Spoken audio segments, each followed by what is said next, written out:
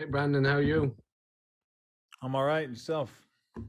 Very good, man. So, just before we kind of get into the next fight, the last fight against Usman, I mean, how did it feel to kind of prove everyone wrong? He was getting a bit of publicity before it being Usman's younger brother. How did that feel for you personally? It was fine. Like I knew he was, coming out of a big camp. So, um, you know, luckily when bigger camps like that, you can kind of expect certain things. There wasn't a whole bunch that I could, or my team could look up as far as his fights. You only had a couple of them, that was posted online for us, obviously to get tape and, do our research like how you're supposed to. But other than that, I felt fine. Like, he was an up and coming name. Good opportunity for me to go out and show that I'm the guy that's supposed to be competing here on this stage. So Okay, thank you. And just to follow up on that, in terms of this weekend now, both of you guys, you love a finish. Do you have anything in store for us? Do you see it going the distance, or what's your thoughts on the fight? my goal is always to finish the fight as soon as I can. But Dennis is a veteran of the sport. He fought in the 2019. He lost to the champ right at the end. And I know he's a good tactician too. He's going to try to pick his shots. He's going to try to throw a lot of punches and put me in a bad position. My job is to go out there and implement my game plan to the best of my ability and come out on top. So Thank you very much, Brandon. Best of luck on Thursday, buddy. thank you, appreciate it. Suki.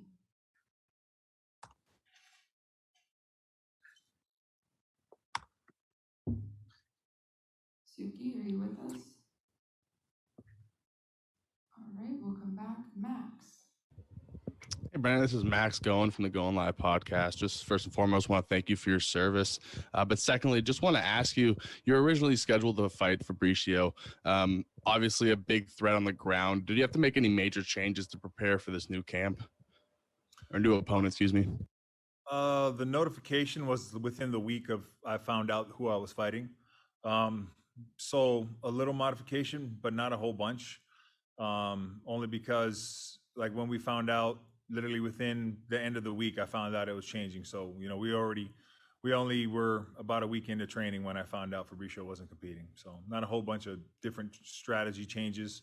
We were just kind of ramping up and, not really fine tuning anything just of yet. So it was not a huge adjustment. Thanks so much and good luck on Friday. Thank you. Matt? Hey, Brandon. Matt Purdo with the Beautiful Violence Show. First off, you fought a phenomenal fight last time out. It was hands down most entertaining fight in the entire card. And on top of that, you look like you just enjoyed yourself out there. Could you touch upon what fighting means to you at this stage of your life and your career? Oh, absolutely. I definitely had a good time. It was good to be back into, the octagon or the cage, get out there and compete against a bunch of these, high caliber heavyweights. Yeah, where I'm at in my career, this is just a big opportunity. Proves that all the hard work and training that we put in, me and my camp, me and my team, has paid off. And luckily, Ray and his team has noticed and gave me the opportunity, along with my management team, Sucker Punch and Brian and his team, putting me on this platform to give me the opportunity to showcase my skill set. So I'm just grateful, really. Thanks for the response. Hopefully we get an NFT of you at some point. Not a problem. Nicholas. Brandon, Nico Suarez here. Your time in the Army always gets brought up because it's a big part of your career. But how did they help you kind of adapt and overcome the instability that comes with MMA, with, last minute changes in opponents and all the craziness that can happen in MMA? Definitely, I lean on my training in the military, and when I go into a fight, the consistency, the repetition, the drilling, all that stuff comes with being a soldier on a day-to-day, building a routine, following up, having different strategies, different courses of actions, and being having the ability to adapt is the big one. We talk about that a lot, only because Mike Tyson said it the best: everybody's got a plan to get punched in the face. So you got to have the ability to change your plan when things aren't going your way, and just kind of overcome the hard part of fighting, which is when you're not winning the entire fight. So, Okay. Thank you very much. thank you. Tanai. Hey Brandon, this is Tanai from MMA Island. How are you doing? I'm doing fine. Thank you for asking. This is obviously your second bubble experience with the PFL. How has it been and how has it affected your preparations for fights? Not like the first time was a little different, obviously a little longer quarantine, a little longer in the bubble, but overall it's been good. I brought, you know, for them to allow as many people as they do into the bubble as far as your team, for you to be able to train effectively is always good. So I brought two of my main guys. You know, more would always be better as far as training partners, but you know, working on specificity is always good, and that's always the goal. So they run a professional show. You know what I mean? There isn't anything that we don't need or, you know, that we can ask for that they aren't willing to accommodate. And we're, again, just grateful for the opportunity that the PFL has given us. And, you know, taking the risk mitigation into effect with COVID is huge. You know, I deal with it on a day-to-day basis in the military. So that the fact that the PFL is thinking, you know, the big picture and the safety of the fighters just shows how professional of an organization they are. Thank you, Brandon. Good luck on Friday. Thank you. Tariq. Hey, Brandon, this is Tariq from the Havoc Hour. So, the PFL is all about stories, with their season format and everything like that. Obviously, we talked about in the last fight, the story was more about Usman, being the big name, and you were kind of the other guy in the equation. But now you're number 3rd in the rankings, and you're essentially just fighting to maintain your standings and get into the playoffs. Talk to me about how it feels now to kind of have that favorable position going into this week. For us, it doesn't really change. You know, the end goal is always being the champ. So we take each fight one at a time. The guy they put in front of me is the guy who we trained for. And then if there's changes to that, then we adjust.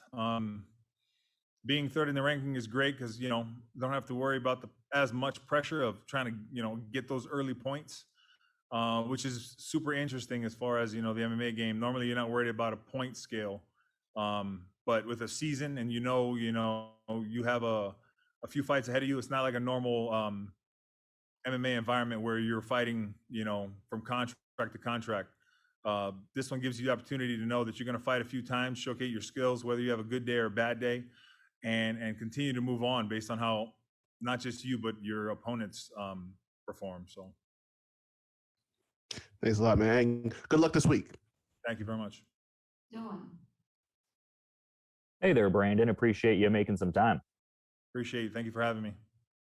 I was just curious because with the last 2 fights there, you had a pretty pronounced gap between the fights, almost 3.5 years. Obviously didn't reflect in the fluidity of the performance, but I'm more so just wondering how you're feeling heading into this one with just a much more quicker, succinct kind of turnaround. I feel really good, actually. Normally in between fights, you know, I kind of put on more weight than I probably should. But that goes with, you know, living life, I guess. And so having a quick turnaround kept me very routine, kept me, you know, disciplined to what we're training for, and just more focused and more comfortable just because, you know, I kind of knew stepping back into the bubble, what the I guess the surrounding area was going to be like. So Thanks for the insights, man. Appreciate the time. thank you so much. Alex. Cage Side Press. Hey, Brandon, this is Alex from Cage Side Press. So you have a 100% finish rate, and your opponent has only lost via knockout or submission. Is your plan to finish your opponent?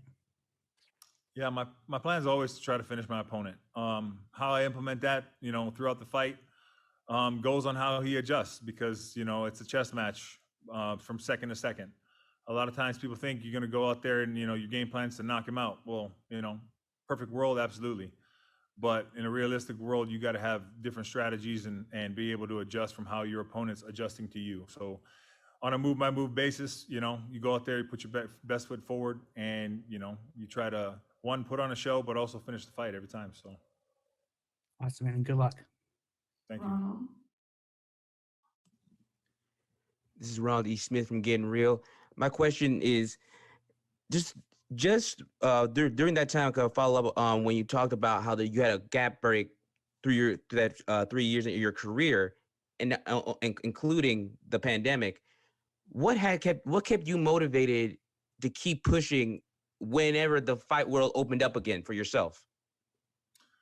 Well, my job in the Army right now is a hand-to-hand instructor for the Army for the combatives program. So, we're ingrained on a day-to-day basis to be out there training, to be out there training soldiers, to master our skill set. So it's not like I'm removed from like going to the gym or going out and training with a dude. That's an everyday thing for us.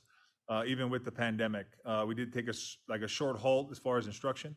But overall, we do this. This is our job every single day. So, thank you. Thank you so much, Brandon. Appreciate the time today. Thank you, guys. You guys have a good day.